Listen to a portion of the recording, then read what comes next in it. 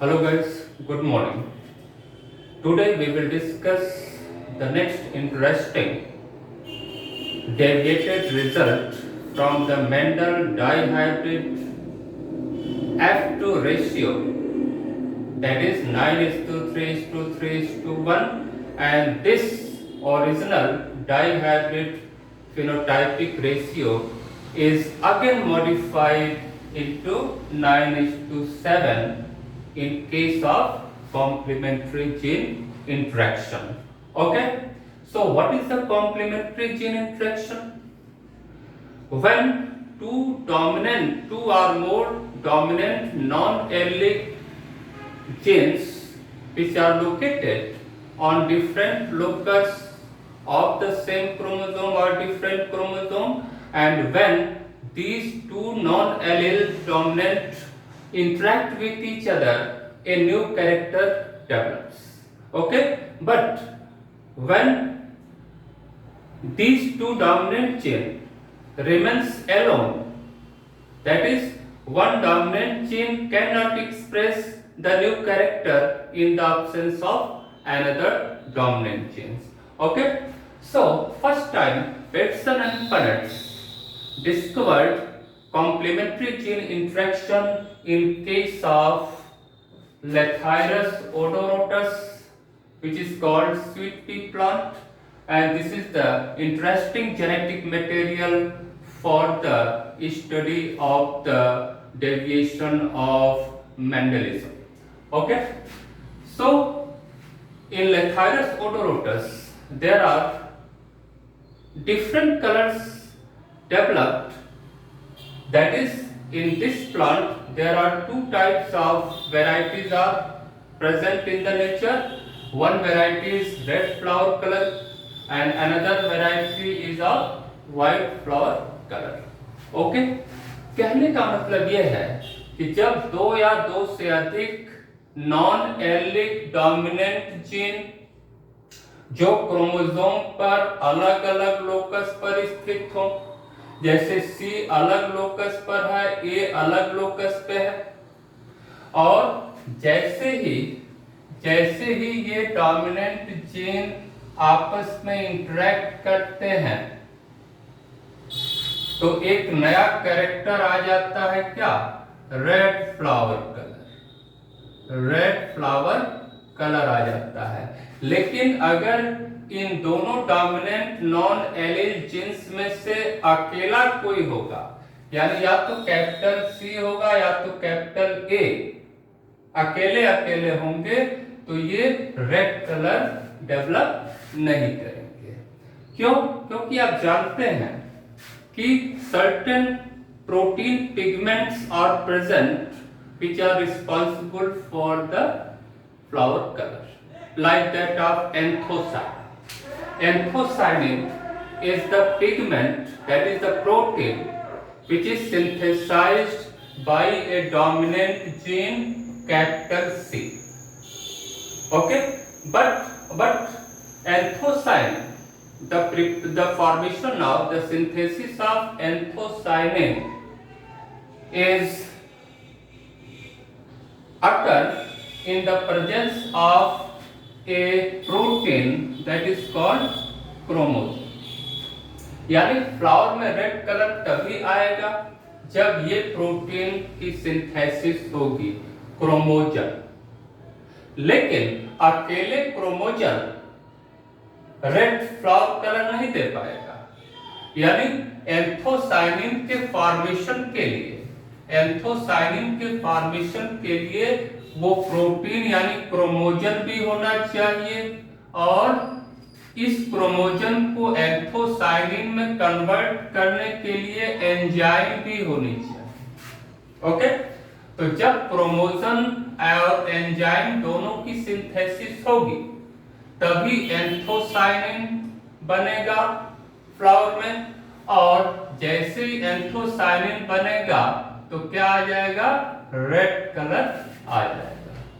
Okay, लेकिन अकेले अगर ये दोनों जीन आपस में इंटरेक्ट करेंगे तभी ये दोनों बनेगा, तभी एंथोसायनिन सिंथेसिस होगी, तभी रेड कलर आएगा।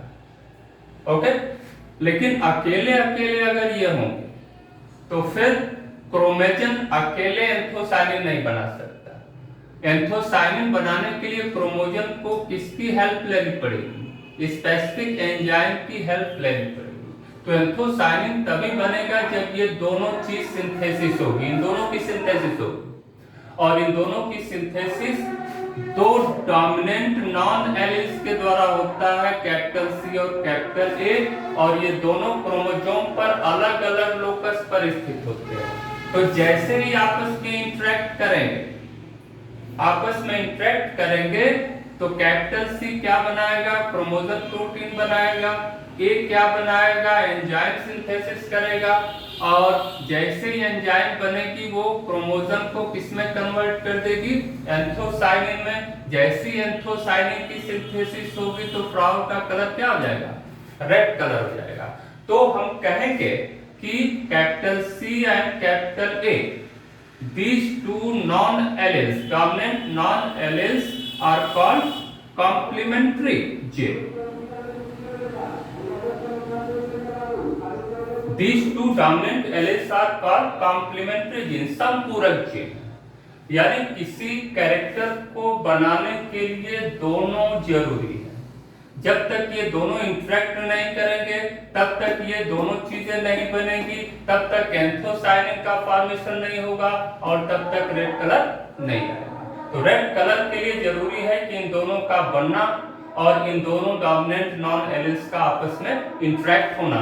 तो capital C and capital A dominant non alleles are called complementary gene, and when these two complementary dominant alleles interact with each other, then a new character, that is a red flower, are produced, and this process is called complementary gene interaction. And how Bateson and Punnett discovered this process? He take the example of a plant Lathyrus odorosus, that is called sweet pea plant, and there are two varieties of this plant, red flower variety and white flower variety. Okay, red flower is produced due to the interaction of these two dominant non-alleles, but white flower is produced when these two dominant genes are not interacted with each other. These two dominant genes remain alone. अगर ये अकेले हैं checker board में तो भी white colour आएगा, ये अकेले है तो भी व्हाइट कलर आएगा, और जहां जहां ये दोनों आपस में इंटरेक्ट होंगे वहां क्या होगा? रेड कलर आ जाएगा। So when Bateson and Punnett crossed a white flower plant to white flower plant, देखो यहाँ पर व्हाइट फ्लावर क्यों आ रहा है? क्योंकि कैपिटल सी है, केवल क्रोमोसोम का फॉर्मेशन हो रहा है, डोमिनेंट जीन ए नहीं है, इसलिए एंजाइम का फॉर्मेशन नहीं हो रहा है। तो एंथोसायनिन नहीं बन रहा है, इसलिए फ्लावर कलर क्या हो जा रहा है? व्हाइट हो जा रहा है। यहाँ पर क्रोमोसोम का फॉर्मेशन नहीं हो रहा है क्योंकि डोमिनेंट जीन सी नहीं है, केवल ए डोमिनेंट जीन है। ये एंजाइम तो बना रहा है लेकिन क्रोमोसोम नहीं बन रहा है, इसलिए एंथोसायनिन न बनने के कारण फ्लावर कलर क्या है? White colour. लेकिन जैसे ही दोनों में संपर्क कराया जा रहा है, दोनों में क्रॉस कराया जा रहा है, तुरंत दोनों डोमिनेंट जीन देखो एक साथ आ जा रहे हैं, और जैसे ही दोनों डोमिनेंट नॉन एलिल्स आपस में इंटरेक्ट करेंगे तो कलर एक नया आ जाएगा, क्या? Red flower. तो यहाँ पर कैपिटल सी और कैपिटल ए क्या कहलाएंगे? कॉम्प्लीमेंट्री जीन कहलाएंगे। जैसे इंटरेक्ट करेंगे दोनों, नया कैरेक्टर यानी रेड फ्लावर आ जाएगा। इस प्रोसेस को कहते हैं कॉम्प्लीमेंट्री जीन इंटरेक्शन। लेकिन अगली जनरेशन में हम देखेंगे कि कैसे मेंडल का ओरिजिनल जो फिनोटाइपिक रेशियो है वो कैसे चेंज हो जा रहा है। जब F1 प्लांट्स को उन्होंने सेल्फ क्रॉस करा तो दूसरे जनरेशन में 16 जो प्लांट्स मिले उनमें रेशियो क्या था? 9 प्लांट्स रेड फ्लावर वाले मिले और 7 प्लांट्स व्हाइट फ्लावर वाले मिले। तो आप देख रहे हैं कि कितना इंटरेस्टिंग डेविएटेड रिजल्ट मिल रहा है।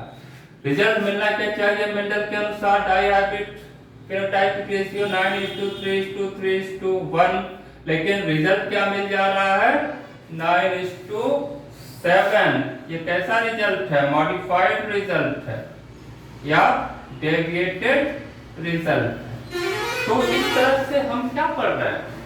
Deviation from the original law of mendelism, deviation from the monohybrid cross phenotypic ratio, deviation from the dihybrid cross phenotypic ratio. Okay, तो ये सब एलिक जीन इंटरेक्शन और नॉन एलिक जीन इंटरेक्शन के part है, और इस समय हम नॉन एलिक जीन इंटरेक्शन में पढ़ रहे हैं complementary gene interaction. Checker board में आप देखेंगे जहां जहां कैपिटल सी और कैपिटल ए आएगा, चाहे पेयर में आए चाहे पेयर में, जहां जहां दोनों इंटरेक्ट होंगे क्या कलर आएगा? रेड आ जाएगा। और जहां जहां पर दोनों डोमिनेंट जीन एलोन यानी अकेले होंगे वहां पर क्या कलर आएगा? व्हाइट आएगा। और अगर दोनों डोमिनेंट जीन क्या होंगे?